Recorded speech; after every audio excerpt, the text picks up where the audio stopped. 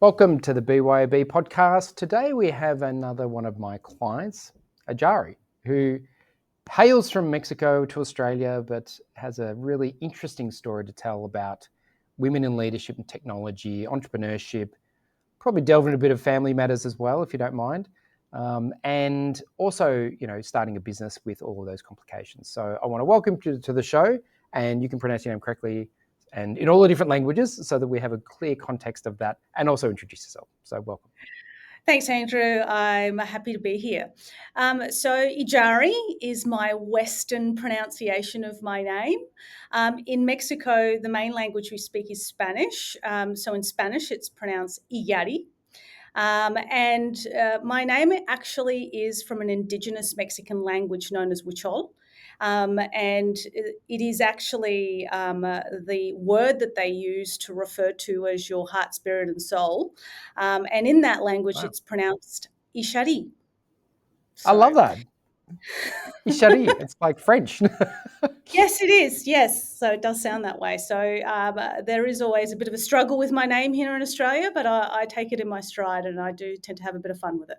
Yeah, and look, I love different pronunciations and cultural things, even though I'm not particularly amazing at different languages. But I just love the history and how we can use that in your branding. And obviously, we've worked together many years ago on your branding, and we did choose to have your cultural heritage as part of that because it's completely relevant. And as we go back through your history, we'll see that you've gone back and forth between two different countries, and they're all everything you do has an imprint on you and can have a benefit for potential clients in the future. So, I think that that's just a fascinating part of getting to know people. So I appreciate you sharing. And just for everyone else, I did add a tip in that, you can add a voice pronunciation on LinkedIn through your mobile app if you just go into your little contacts. And if you can't figure it out, just message us and we'll help you out with that. But I wanted to talk more about you and your current work that you're doing. So if you want to give me a little bit of about a 5-minute introduction to the business that you're running now, the new focus, because we've done a few different things and some of the elements of that. Because I'm kind of excited as teasing about the podcast if we're allowed to do that. But I'll let you do the full intro. Yeah, of course. So we've always done project rescue type of contracts in business, but we're sort of pivoting more to leadership teams and the unique experiences that we provide leadership teams through galvanizing and propelling their teams into the future. And we don't just run sessions and bolt out the door. We do tend to revisit organisations, keep them honest, providing coaching along the way, and helping them in terms of addressing things at the top layer of the organisation. So sometimes that's the C-suite to connect into the middle layers of their organisation, so known as the middle management. So that's what we do now. Cool. And when you say we and also used to, do you want to just explain that history a little bit just for people, just for Yeah, context? of course. So we started our business with a desire to start contracting into organisations and consulting instead of being full-time staff. And when I say we, I'm referring to me and my life partner and not just my business partner. So we typically do consulting in the project rescue space.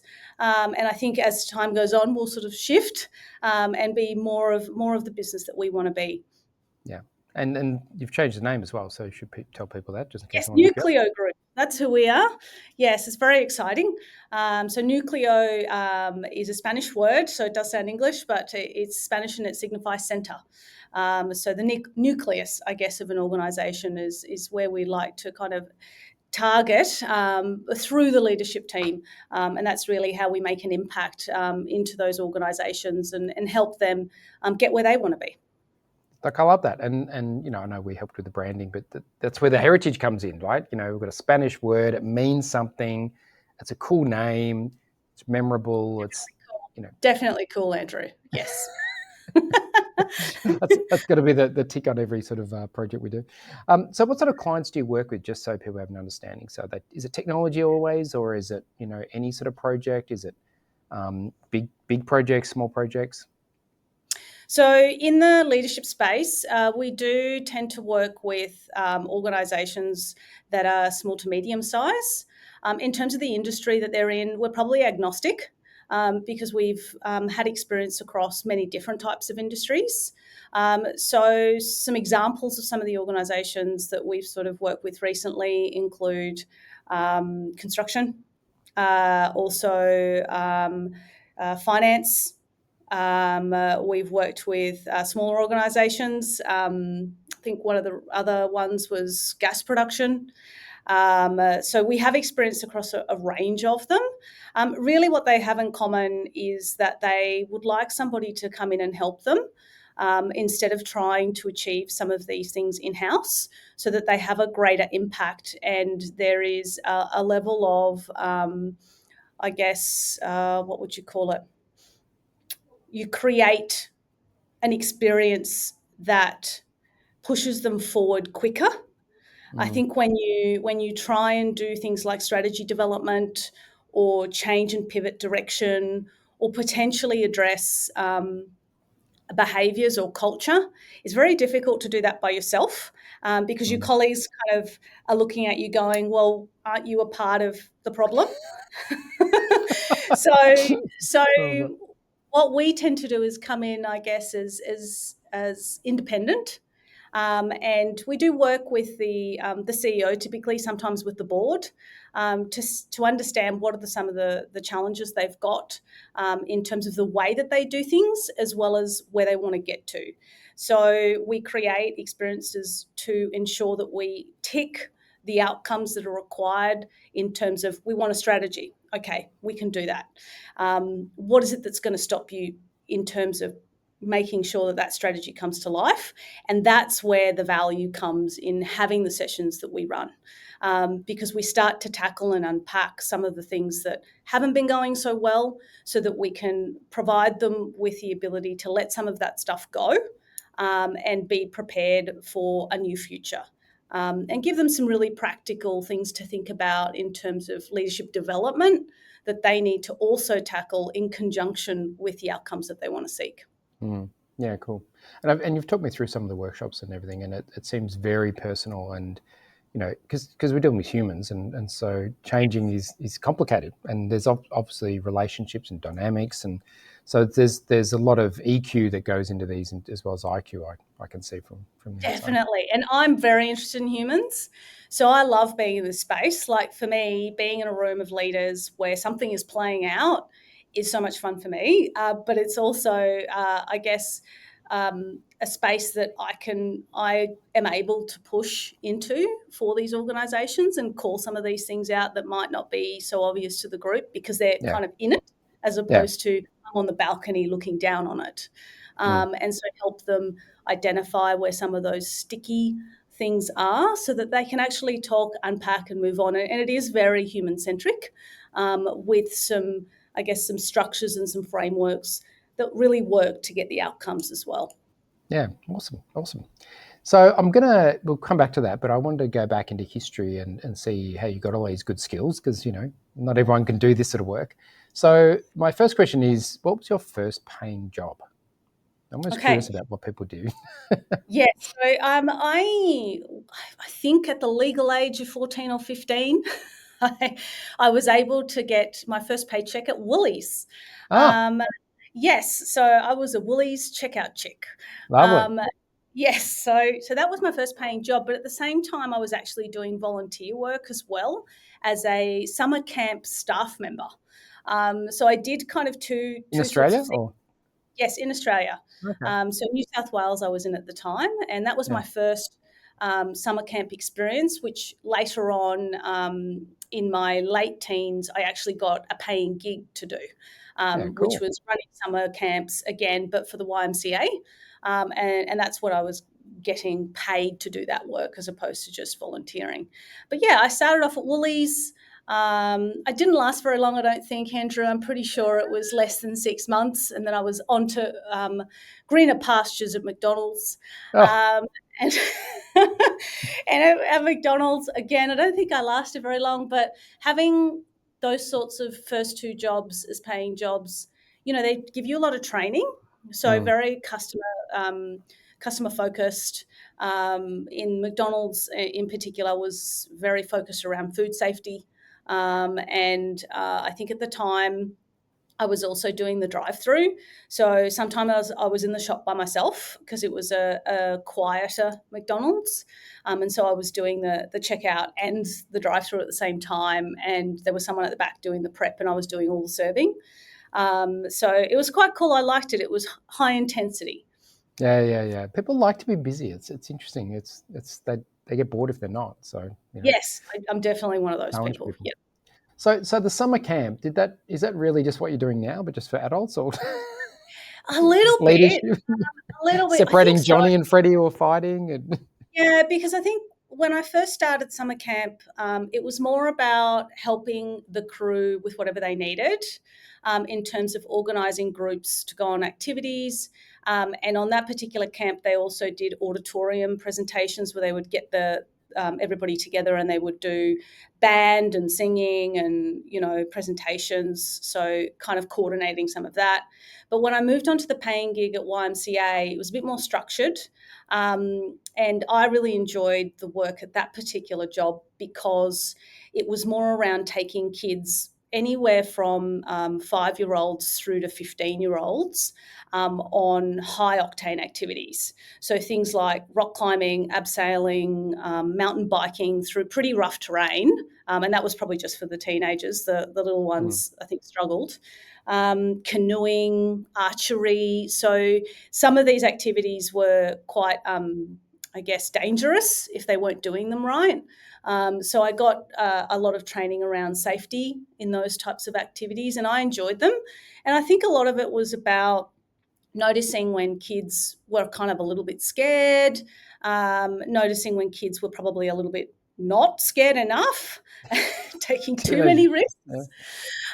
And being able to support them to take on a challenge at a level that was pushing them but not too far. So that was a lot of fun whilst caretaking. So I really did enjoy that particular job. I think at one point I must have been about, I want to say 19 at this stage. I was doing it in between study. I was in charge of the groups when we had them all together, and there were up to 300 kids. And I was in charge of making sure that they were coming into a hall, getting orientated, then moving out to the accommodation because they stay with us for 3 to 5 days. And then having them move through the food hall and doing all of that. It was almost like ushering and coordinating, because I'd have like a loudspeaker and I'd be like, okay. And I learned very quickly that kids only respond to you if you know their name. So at that point in time, I could name kids' names super quick. So I said, John, that's not where we need to go. And he'd be like, oh. And marshalling is the word I was thinking of, a lot of marshalling. And I loved it, loved that stuff. And I think it is a little bit like what I do now, and trying to bring some of that adventure and experience into an office setting. Yeah, well, you're going to know when you're pushing an employee too far or not enough. That sounds very similar. Let me ask you this: do you believe it's sort of nature in that you gravitated towards that because that was your natural inclination, or nurture in terms of you learnt the skills on the job there that you now apply, or a bit of both? I think I gravitated. I think that would be that was probably where I ended up because I found that I enjoyed it. But I think that I also learnt particular skills, like honing them in and the value of them. Like, I'm not very good at remembering names by nature. I remember faces very well. But in that job, I was onto it, right? So I was able to kind of switch my brain to go, no, I need to do this because otherwise these kids are going to run amok with me. And so some of those things I use now, like just thinking about it now, there are times when I'm in a room running a session where there's 20 people and I know my troublemakers, like I can spot them. As they're walking into my sessions, right? You can tell who are the ones that are going to want to be the black hat, the ones that are just asking questions all the time because they want to disrupt. It's in their nature. But they tend, if you don't know how to manage them in a positive way, they can run away with workshop essentially and the work. So I know if I use their name, they'll be like, oh, Iyari speaking to me. So definitely skills that I have learnt along the way, but I've naturally gravitated to loving being at the front, running groups. Like I do like the energy I get out of it. Interesting. And that's Black Hat from Edward de Bono, just for those listening. Yes. I did that training way 20 years ago, I think. So it's kind of interesting. There's so many methodologies of understanding people, but and they all have their Yes. different uses. So, Yes. so that's really interesting, that correlation. I mean, we haven't. I said before we got on that there's always things you learn about people that you already know. So there's one. But, and from there, what was the career path? You know, where did you how did you go from McDonald's and running camps into professional career? Is it through study or? It wasn't a logical step. I think what happened to me is I kind of flitted between things, and this is probably because my parents weren't around in Australia from the age of 16. As you know, when I grew up, I was in between two countries. My parents moved from Mexico to Australia like every 1 to 3 years. So, and we'd stay in one location for 1 to 3 years at a time. So it was quite disruptive in a So way. unusual, really, in a way that they keep going back and forth. I can't decide. Just settle somewhere in the middle. And I think that experience has taught me a lot. Like, I'm very adaptive, but I'm also, when I was young, I was like, why are my parents doing this? Like, and so I was also very empathetic and curious. But in terms of what was happening for me when I was making decisions about a career is I didn't really have my parents around for advice. And back then, calling them in Mexico was super expensive. Like, mobile phones were only just a thing. Calling them on the phone was hundreds of dollars worth of a phone bill. Like, it just wasn't something I could do easily in terms of gaining advice. So I jumped around a bit in terms of my study. And then I wanted to work. I wanted to take a break from study and I wanted to work. And I thought, I'm just going to start something basic. I have some basic skills. And I actually started off as a receptionist when I entered the office work environment. I picked a company. I did gravitate, I think, to looking at technology type companies at the time because it interested me. And I ended up as a receptionist in an internet security company back in the day when firewalls were the rage. Yeah. And we had it was really interesting for me. And one of the things I got to do was, because the business was small, is I got to do lots of different jobs. I got to understand and help out with marketing and sales. I got to understand what it was all about to hack a computer and a system, because one of our sales pitches was to get permission from an organisation beforehand to attack their system, and the hacker would get a little Mickey Mouse dancing on the CEO's computer just to prove that their security system was not up to scratch. I love that. Licensed, of course. found You this would have stuff licensed that IP off Disney. Yeah. And I think once I felt like I'd outgrown that role, and because it was small, I couldn't sort of move around. Yeah. And I'd sort of outgrown the receptionist skills, and I was like, I'm not sure that there's anything else I can do here. I started looking for another role. So I think I was there for a year, because at this point I was like, I need to show that I've been at a job for a certain amount of time. So I was at that point. And I moved to another receptionist role they were a call center software company, and they did projects, really large ones. And so this organisation was bigger. So where I'd gone from a 8-people team to a 60-people organisation, and they were international as well. So that was just the Australia base. So while I was there, I started off as a receptionist. I was the EA to the CEO at one point. I ran their HR department for some time, but I was really interested in projects. So what ended up happening is they did some organisational reshuffling. My HR role at the time was absorbed by the London offices department. And instead of looking for another job, they'd actually offered me to send me to London. And I was really young at this point. Like my friends still hadn't done the whole UK thing yet. And so I was like, oh, this is really, a big decision. Yeah. But at the same time, I had some personal things going on where I was like, actually, if I left, it's probably a good thing right now for me. I didn't have a lot of commitments. So I just took the plunge and I went to London. Exciting. So, yeah, it was super exciting. And I stayed there for a while. It didn't work out the way that I'd hoped, mainly because London was probably way more expensive than I thought it was going to be. Yeah. So living was tough, like the living, paying rent, living with other people, getting into the office on the tube. It was just like, you have these lofty dreams of what something's going to be like sometimes, and my Like the movie expectations. Notting Hill or something, and Yeah, obviously my expectations were way too high.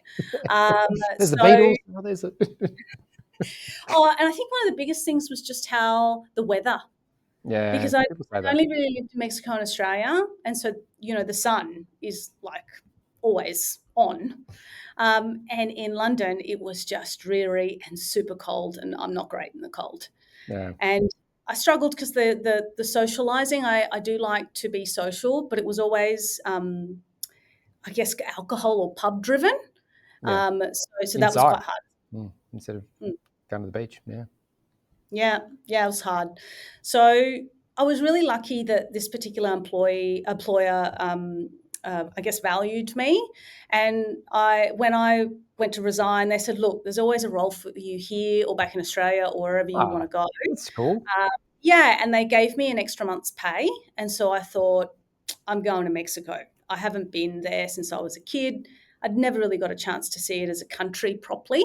And I had, I don't know how many pounds in my back pocket. And I thought, in Mexico, this will kind of see me through for months. Yeah. And so that's what I did. I spent 6 months in Mexico backpacking with some of my cousins, and it was like best outcome for me. Yeah, that's amazing. Which wouldn't have happened if you didn't take the job. So, That's you got right. to take a plunge. You got to take a plunge and go on the adventure, Yeah, I came back to Sydney eventually, and got back into the kind of technology gigs, in terms of, and I was trying to target projects. So I got into project land as a project. I'm trying to think now. Administrator, I think, is what I was. I was doing some form of administration. I was working for one of the partners that delivered Vodafone's 2G network at the time. 2G. Woo. Although I was talking to someone about 3G 5G. 3G was coming in. Do you remember what they were saying about 5G? It's going to revolutionize the world. It came in and I'm like, I barely see it on my phone, and I'm like, I haven't noticed anything. I'm like, I don't think it gave me coronavirus, but we'll see about that. Anyway, Yes. So got into that, and from there, what I tried to do is stay in projects.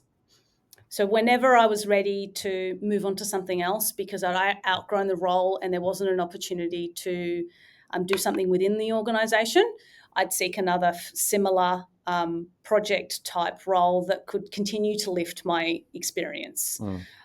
So I did. I went into CBA after having my first child because they had really good part-time roles. They were doing process improvement type projects. So I learnt Lean Six Sigma while I was there because they also delivered that training content.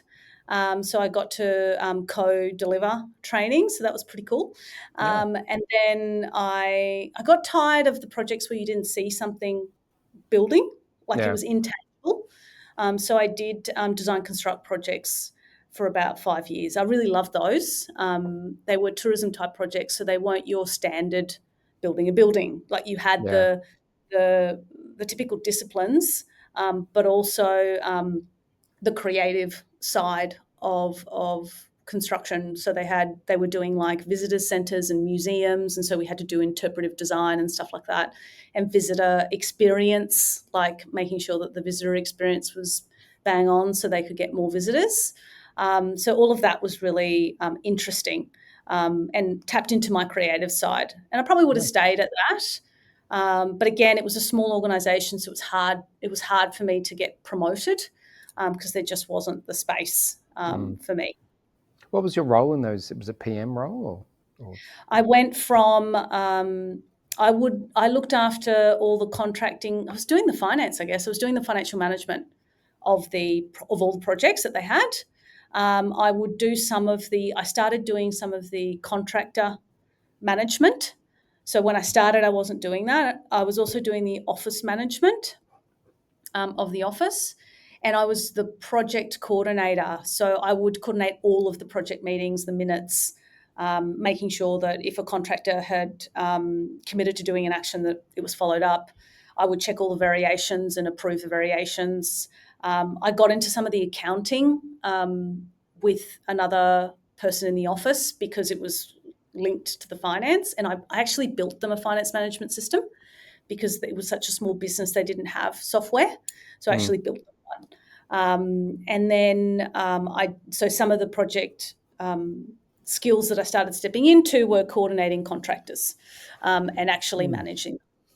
So having an eclectic, I guess, upbringing and study, human movement to psychology to, your Australian Institute Company Directors course, lots of variety there. Is because you didn't, say, study accounting or marketing, do you think that gave you the ability to be more flexible and work on different things? Because you're not pigeonholing yourself into, well, I'm an accountant, so I just do the accounts. I don't look at other things. Yeah, I don't think it was a conscious decision, Andrew. I found it really difficult to decide to stay on a particular specialist path.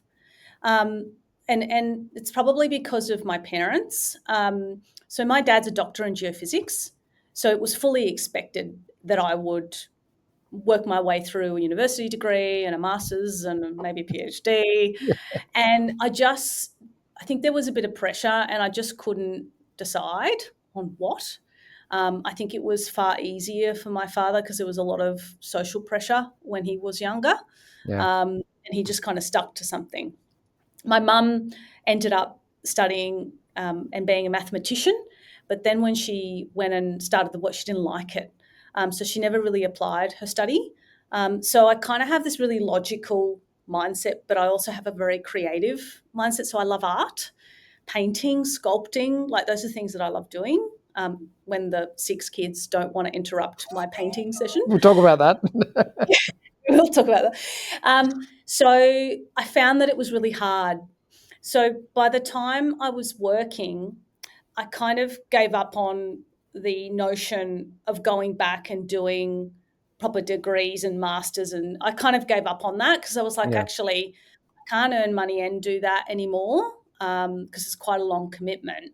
But I found that things like diplomas were enough content and depth to keep me interested, but also flexible enough and practical enough for me to actually run experiments that I enjoyed doing.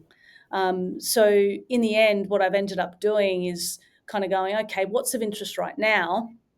Is this worth enough of an investment for a diploma style or an accreditation style kind of course or application, and then diving in? And so it's meant I've kind of have quite a few of those under my belt. And I just enjoy the variety and what all the learning brings to, I guess, the work that I do, and also the coaching that I do. So I also do coaching one-on-one. I do it in the leadership sessions and in the work I do day to day. But it's become something valuable that I can kind of pass on, and I love that. And that's the thing is, like, if you look at IT, I worked in IT companies as well, but in a marketing capacity. And, we got trained in things like ITIL methodology, which is sort of, around the Six Sigma, the agile approach of doing, projects. And those sort of things are really valuable. They're more highly regarded than doing my marketing degree, if you like, in an IT company, because that was, but, then again, I teach at university, can't do that without a master's. So, there's pros and cons of going down those paths. But I guess the point I was trying to make is, I think that when people do study and work in a particular field, they get locked in. They feel like they can't do anything, and they get branded in a particular way. So for me, it's marketing. And if I decide to do something else, people would be, hang on, you're the marketing guy. What are you doing? Construction, or I don't know, And so, but you've probably, yours are probably projects and leadership development. And that's the things that you've assembled around you, not by accident, because normally we go into degrees by accident and just then need to get a job and then you form a network and all of a sudden it's 20 years. Whereas you've done it by choice. This interests me, that interests me. I'm going to go into that area, and you've sort of followed your interest level, which probably means you have a career that's probably more fulfilling around your genuine interests rather than just what mum and dad expected me to do. So yes, but I did have a complex about it for a long time. Like, because it took a while to drop that. yeah, I all get that that. history. I work with a lot of people and if they, because also doing degrees back then wasn't like mandatory. It was sort of pretty optional. It was about 50-50 when I finished school. And now, even now, it's I think probably too many people are doing degrees and not really what they want. I mean, if you look at the lack of people in trades and those sorts of things, and there's so many opportunities, I mean, for instance, building nuclear submarines in Adelaide, they need electricians. Now, you need to be a highly qualified electrician to do that. I'm sure it'd be hugely paid and specialised, but we just don't have enough of them. Like, we've got to bring them in from overseas because there's just not enough of those types of skills. Because people are like, oh, it's better to do a degree. And I argue that it's better to do what you love, Yes, no, definitely. That's what we tell our kids. Yeah. Oh, you've got plenty of them. You can just experiment. That's right. Yes. So I think it has been a conscious choice. And there have been times where I'll do one course and I'll be like, okay, I really love that course, but I don't want to go further in depth. And then there'll be another course that I'll do, like the Positive Psychology and Wellbeing Diploma.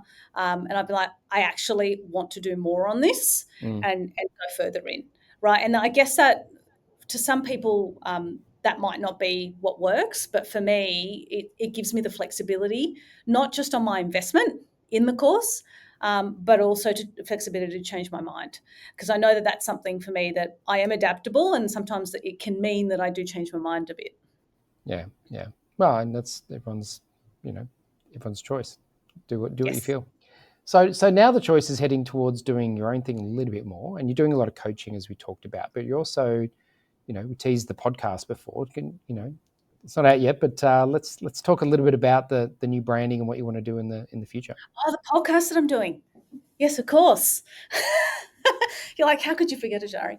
I'm in marketing, so So I've been thinking about doing a podcast for some time, and the reason that I'm kind of putting some energy into this now is that I realised that through some of the things that I've been doing for the last couple of years, that I have a knack and an interest and a joy for actually having conversations with people. So I do run panels for events and things for women in technology in particular, where we kind of interview a number of people, and I do enjoy kind of that interaction and having an interest in others. But one of the other reasons I want to do the podcast is not just to lift some of those voices and give them a space to be heard and promote them, but also it's probably more around the tech side. Around, there's so much technology. It proliferates through all of our lives, whether it be personal or work.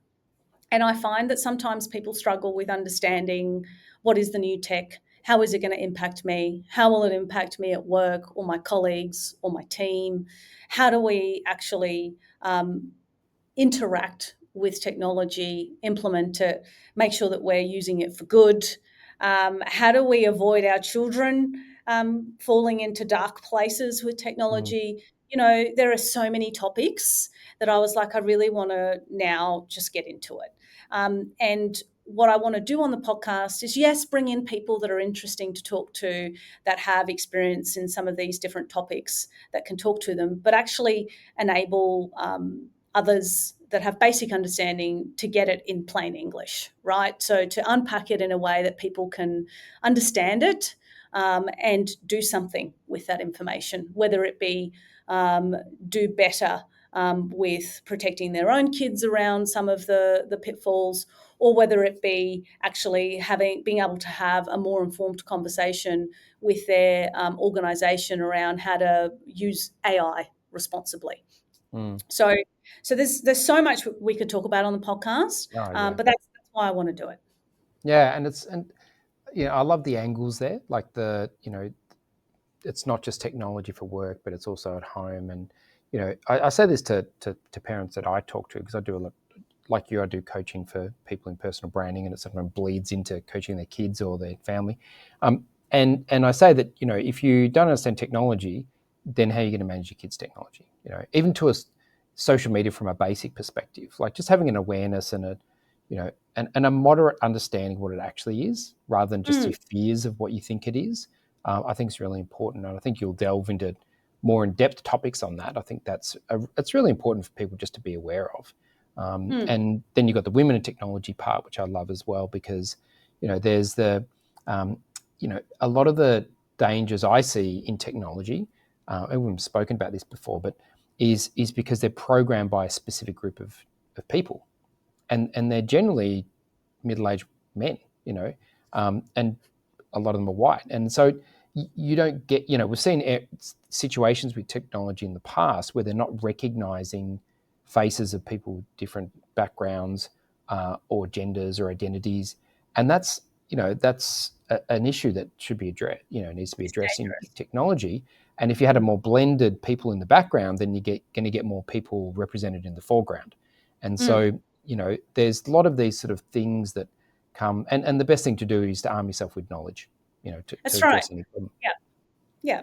And arm yourself with knowledge so that you can have a conversation, because every solution starts with a conversation, typically about what the problem is, right? And if people don't feel empowered to be able to talk to a particular topic because they feel like they don't have enough information or they don't understand it enough, then we become bystanders in the decision making. So that's why we're calling it Empower Tech. Hey, nice one. Hey, Cha-ching. and it's not out yet, so they can connect with you on LinkedIn, and I'll put the website in the show notes so they can follow you along when it gets launched. Yes. So I wanted to talk to you about one final thing, which was basically, you've done very well in your career. You're in demand doing your leadership training, coaching. You've got your own business, plus you do work for others. And how'd you do it with 6 kids and, a busy life and the study, like the AICD course I want to do, and I just like, where am I going to get the time? So is there 2 of you? Are you twins or something? No. I must say that I am pretty strong on a couple things. One is time optimizing. So unfortunately or fortunately, when I was a child, I learnt to compartmentalize quite well. So what that means today is that I'm very good at kind of planning my weeks. And when I am on a particular task, I'm focused on that task. I'm not thinking about the last task or the next task. I'm very focused. And once I've finished that and I need to move on to the next thing, if I need to take a pause, I do, but then I'm on to the next thing. And then I'm dealing with that. So I'm giving the things that I believe are important, so the planning and the goal setting and the thinking about things in a whole life perspective as opposed to just work, because everything is connected. I do all of that and I check on that every quarter or every 6 months. I literally get my whiteboard out and go, okay, what's important in the next 6 months, in the next year, and get focused. But from a day-to-day perspective, I am very good at sort of going, okay, this next 15 minutes needs to be on this next hour needs to be on that, and staying focused. And so what that means for my children, for example, is that I am very clear about when I am going to be present and when I am going to be occupied, so that I can have those conversations with them and they can get comfortable with the fact that I'm going to miss a carnival and someone else is going to be there instead, or this is just one of those times where we can't make it. And then when I do have time with them, I'm focused on them. I'm not trying to be on the computer while they're talking to me, or I'm not on my phone when I've taken them rock climbing. That would be very unsafe. So it's that focus. And being a mother, and I know other mothers will relate to this, I've also dropped the mum guilt. I don't do it anymore because it takes up a lot of energy and emotional space to have that. And I don't need to feel guilty about the choices I make. I know that I spend quality time with my children, and that's what's important. I love that. God, I wish I could do some coaching with that. That's fabulous. I presume you do bring that in, but Yes. they're amazing skills. I mean, I can see how they'd be applicable to everybody in terms of, firstly the non-guilt, because that's a critical thing for all parents. I think when you feel like you're trading off things, and I've only got 2 kids and you've got 6, so I know how time consuming they can be. With different sporting events and different activities, but then you've got work and got to provide an income. There's and then you want some time for yourself, and there has to be balance. Yes. Yeah, and I think, and I'd be remiss to not mention that my partner at home, we do everything. He does the cooking, I do the cooking. He does the washing, I do the washing. He does the kid drop off and pick up, I do the kids drop off and pick up. We're equal, and we don't need to go, actually that's your job. We don't do that. And again, there's no guilt, right? So we do handoffs really well. And when we need to flex, we have our little way of being able to flex without there being resentment, because that's also important for your relationship. So I do need to make sure that I mention that, because not everybody has that type of relationship at home. And that is extremely helpful in me being able to do what I want to do and being able to support him and what he wants to do, and as a collective being able to look after the tribe. Love it. Full of golden advice. But we don't need to finish, so I'll ask you one last question. So if there's someone, a younger version of you, who is out there, maybe not still at McDonald's, maybe partway through their career in tech, or thinking about what they do for the next step, maybe they are looking to have a family and they're wondering how they can run a career when they're looking at that prospect. What's the one piece of advice you'd like to leave them with?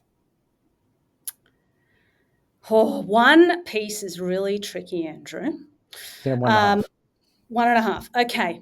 So I would say, do think about your whole life view, right? So get really clear about what's important to you so that you can protect what's important to you.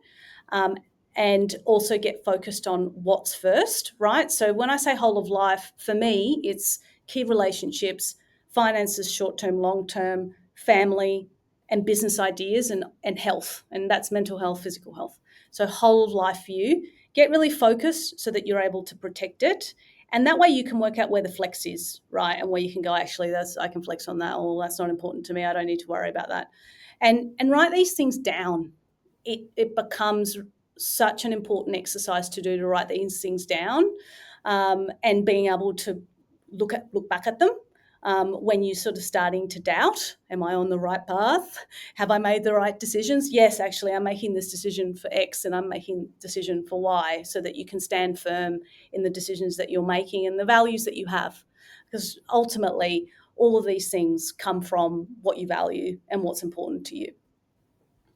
Wonderful. That's great. I love it. Love it, love it, love it. Maps out to my values stuff that I do with my clients very, very clear, which is a standard methodology in coaching these days. So, but I do believe it's essential, is that, we all can, like you said, I love how you put it, you can flex on some things and you can't on others, and you need to know which ones, because what we tend to do is we just bend with everything equally, and it's not the case. It's not good. It tends, if you're not clear, and I think for a lot of women, holding those boundaries can be tricky, because you might not be used to having to do that. So that's often a conversation I have with, in particular, with females often in my coaching sessions, around boundaries and how to be assertive. So that can be quite hard. But having the focus, if you can't go back to that North Star that you should have for yourself, you end up in situations where you're like, I'm really stressed, I'm really burnt out. Why am I here? I have lots of resentment for, X or Y, and it can be really tough to see the light through those moments if you're not able to be really clear on what's important to you.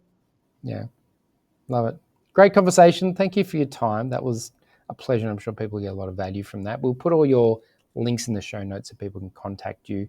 I know you're busy, so probably can't have everyone, but maybe if someone wants to be on the show, you might have guests. Yeah, sure. I always answer my LinkedIn messages, so please, if you do want to get in contact, send me something there. I do read through them all. That's great. Iyari, it's been a pleasure on the Thanks for having me, Andrew. We'll see you very soon. Thank you.